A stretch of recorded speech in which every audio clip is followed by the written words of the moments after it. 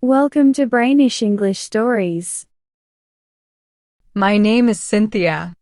I am 35 years old. I am married. My husband's name is Howard. He is 40 years old.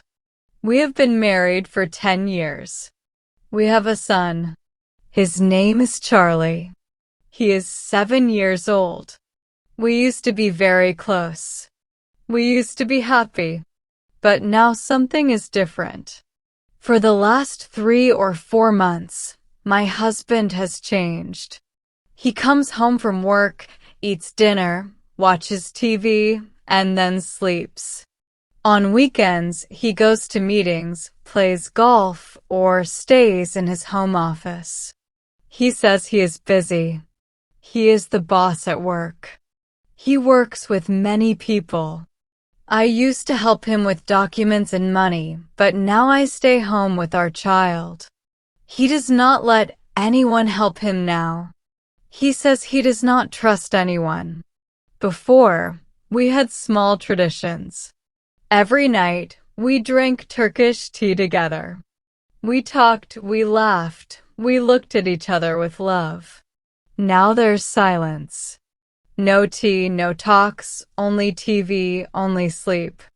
Last week, I sent our son to my mother's house. I wanted to be alone with my husband. I thought maybe he just needed rest. Maybe he needed time. But that night, he came home, ate dinner, and went to bed. He didn't speak to me. The next morning, he left early. It was the weekend, but he didn't stay. I sat in the kitchen alone. My tea was cold. My heart was cold, too. I felt like a stranger in my own home. That night, I made a big decision. I had to talk to him. I couldn't live like this anymore. That night, I waited for him. I made his favorite dinner. I wore the red dress he once said he loved. I put on a little makeup and did my hair. He came home late again. He looked tired. He sat down, ate quietly, and didn't even notice my dress. My heart beat fast. I felt nervous, but I had to speak. I had to know. I looked at him and said softly, "Can we talk?" He looked surprised. Now he asked. "Yes," I said. "Please." We sat on the couch. I tried to stay calm. I didn't want to fight. I didn't want to cry, but my eyes were already full of tears. I said, "You have changed. We don't talk anymore. You don't smile at me. You don't even see me." He looked down. He said nothing. I waited, then asked the hardest question of all. "Do you still love me?" He looked at me. His eyes looked tired. Then he said, "Of course I do. I'm just tired. Work is hard. I have too much stress." I nodded, but I didn't believe him fully.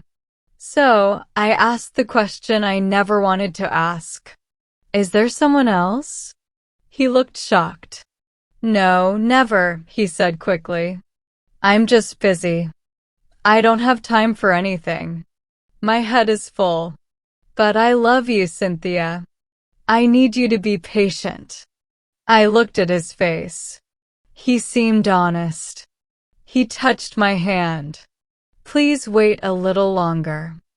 I'll try to change." I wanted to believe him. So I said, "Okay, I will wait."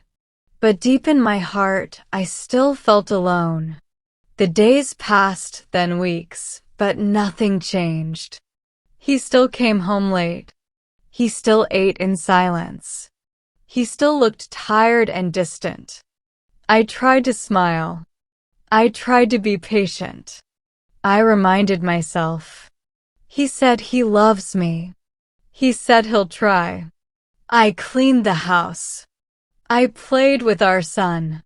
I even planned a weekend away, just the two of us. But when I asked him, he said, "Not now. I have meetings." Maybe next month. That night I sat in the dark. The house was quiet. I whispered to myself, why does love feel so lonely? I looked through old photos, pictures from our wedding, pictures from our honeymoon, photos of smiles, hugs, and laughter. Where did all that go? One evening, I sent our son to my mother's house again. I waited for my husband, hoping we could talk. But when he arrived, he went straight to his office. No hello, no smile, just a door that closed quietly behind him.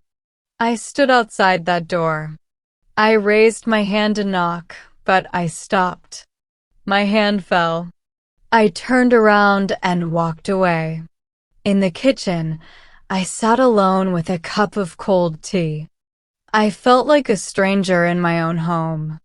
Then a thought came to me. Maybe he doesn't see me anymore. Maybe he forgot who I am. And for the first time, I began to wonder, is this still a marriage or just two people living in the same house? I woke up early. I looked at the empty space next to me in bed. He had already gone to work. No kiss, no goodbye. I stared at the ceiling for a long time. My heart felt tired. Not angry, not loud, just tired. I made breakfast for my son. I smiled and played like everything was fine, but inside I felt invisible. That evening, I tried again. I waited by the door. When he came in, I smiled. Do you want to go for a walk? I asked softly. He looked at me, tired and cold. Not now, Cynthia. Maybe later. I nodded, but my heart broke. That night, while he worked in his office, I packed a small bag for me and our son. And then I wrote a letter. I still love you, Howard. I still hope for us, but I can't be the only one trying. I miss your heart more than your presence. You said to wait. I waited.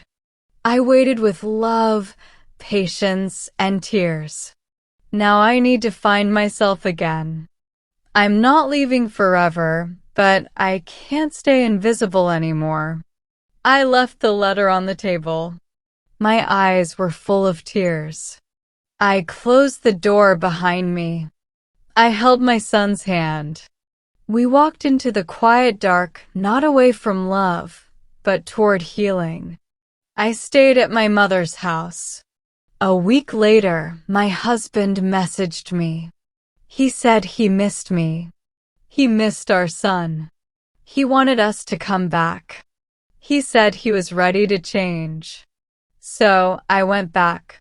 One quiet evening, after putting my son to bed, I walked into the living room. My husband had left his phone on the table and gone to take a shower. I wasn't planning to look.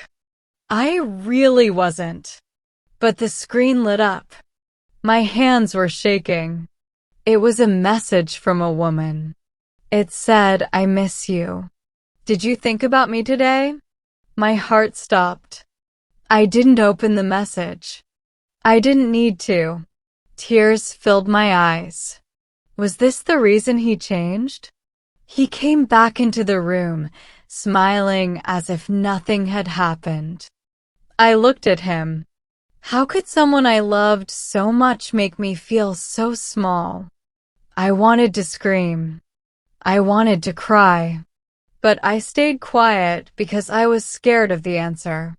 Scared that if I asked, it would all become real. That night, I lay in bed beside him. He slept peacefully. I cried silently, my heart breaking into 1,000 pieces.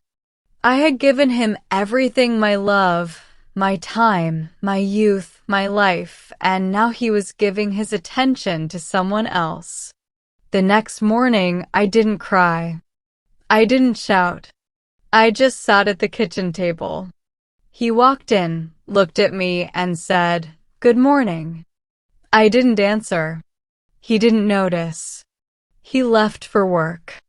All day, my heart felt heavy. I watched my son play. I smiled for him, but inside I was broken. That evening, I made a choice. Not because I wanted to destroy my family, but because I needed to save myself. I waited until he came home. I asked him to sit down. My voice was calm.